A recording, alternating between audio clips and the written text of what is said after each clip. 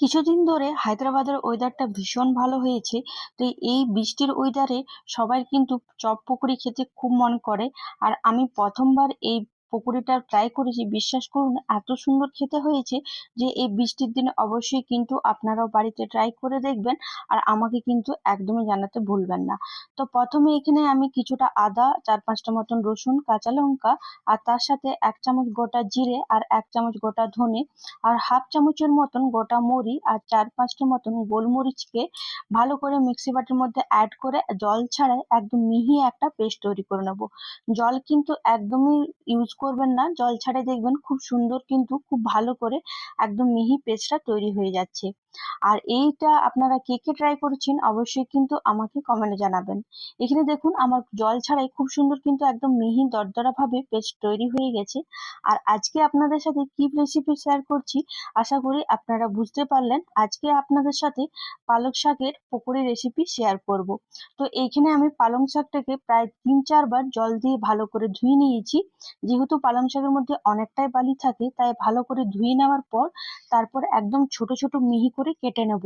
অবশ্যই কিন্তু পালং শাকের মধ্যে জল যাতে একটু না থাকে, পালং শাকটাকে ভালো করে ধুয়ে একটা সুতির কাপড়ে আপনারা মুছে নিতে পারেন বা জল ঝরিয়ে রাখতে পারেন, তারপর কিন্তু এই পকোড়াটা করবেন। এরপর আমি এখানে একটা মিডিয়াম সাইজের আলু নিয়েছি আর আলুটাকে একদম ছোট ছোট মিহি করে কেটে নেব। আর তার সাথে একটা বড় সাইজের পেঁয়াজ নিয়েছি, পেঁয়াজটাকেও একদম ছোট ছোট মিহি করে কিন্তু আমাদেরকে কেটে নিতে হবে। তাহলে এইসব কাটাকাটি একদম পুরোপুরি আমার কমপ্লিট হয়ে গেছে। আর এরপর আমি যে পালং শাকটা একটা পাত্রের মধ্যে ঢেলে রেখেছিলাম সেটার মধ্যে আলু আর পেঁয়াজটা অ্যাড করে দেব। আর কিন্তু অবশ্যই পালং শাকটাকে বারবার করে বলছি অবশ্যই ভালো করে কিন্তু ধুয়ে নেবেন। এরপর যে মশলাটা তৈরি করে রেখেছিলাম সেই মশলাটা 2 চামচ এখানে অ্যাড করে দিলাম। আর তার সাথে স্বাদ মতো লবণ, হলুদ গুঁড়ো আর সামান্য একটু কাশ্মীরি রেড চিলি পাউডার দিয়েছি একটু কালারের জন্য। ভালো করে সবকিছু একসাথে মিশিয়ে নেব, খুব হালকা হাতে ভালো করে মিশিয়ে নেব। দেখবেন লবণ দিয়েছি তাই পালং শাকের মধ্যে অনেকটাই কিন্তু জল বেরোবে, আমাদেরকে কিন্তু এক্সট্রা করে জল দেওয়ার একদম প্রয়োজন নেই। আর আশা করি আপনারা দেখে বুঝতেই পারছেন যে পালং শাকের মধ্যে যখন কাটছিলাম তখন কিন্তু একদমই জল ছিল না। এরপর আমি এখানে 2 চামচের মতন বেসন অ্যাড করে দিলাম আর 3 চামচের মতন রাইস পাউডার অ্যাড করেছি। রাইস পাউডার অ্যাড করলে কি হয়, পকোড়াটা খুব ক্রিস্পি হয় আর খেতে কিন্তু অসাধারণ লাগে। এরপর ভালো করে হাতের সাহায্যে খুব ভালো করে মিশিয়ে নেব, কিন্তু জল ছাড়াই দেখবেন খুব সহজে মেশানো হয়ে যাচ্ছে যেহেতু পালং শাকের মধ্যে অতিরিক্ত অনেকটাই জল বেরোয়। আর আপনারা এটা কে কে ট্রাই করেছেন অবশ্যই কিন্তু আমাকে কমেন্টে জানাতে ভুলবেন না। এই পালং শাকের পকোড়া করার জন্য একদম পুরোপুরি রেডি, কিন্তু তার আগে আমি একটা চাটনি করব। যেহেতু পকোড়া চাটনি না করলেই নয়, অনেকেই আছে যে চা দিয়ে খেতে খুব ভালোবাসে।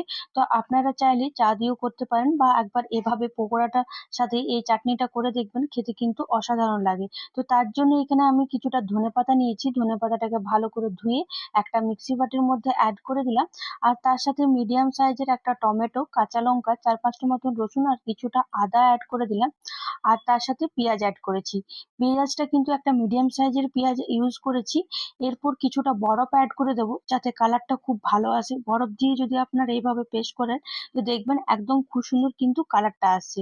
এখানে আমার খুব ভালো করে মিহি করে একদম পেস্ট তৈরি হয়ে গেছে। আপনারা চাইলে মিহি ছাড়াও এমনি একটু গোটা গোটা ভাবেও কিন্তু পেস্ট করতে পারেন। দেখুন একদম কত সুন্দর না কালারটা এসছে।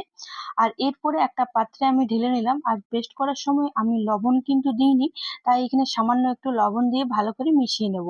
গ্যাসে আগে থেকে তেলটা গরম হতে দিয়ে দিয়েছিলাম। তেলটা ভালো করে ধোঁয়াদারের মতন গরম হয়ে যাওয়ার পর গ্যাসের আঁচটা লো টু হাই করে নেব।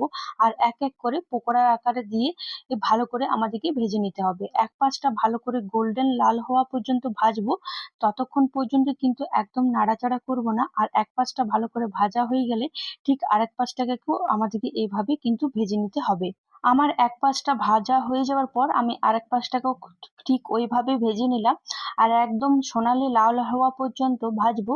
আর এরপর আমার এখানে ভাজা কমপ্লিট, একটা পাত্রে নামিয়ে নেব। আর এইভাবে আমাদের পালং শাকের পকোড়া পুরোপুরি কমপ্লিট হয়ে যাবে। এই বৃষ্টির দিনে এই চাটনির সাথে এই পালং শাকের পকোড়া অবশ্যই বাড়িতে বানিয়ে দেখবেন। আর এই চাটনি ছাড়াও আপনারা কিন্তু চায়ের সাথেও পরিবেশন করতে পারেন, অবশ্যই একবার ট্রাই করবেন।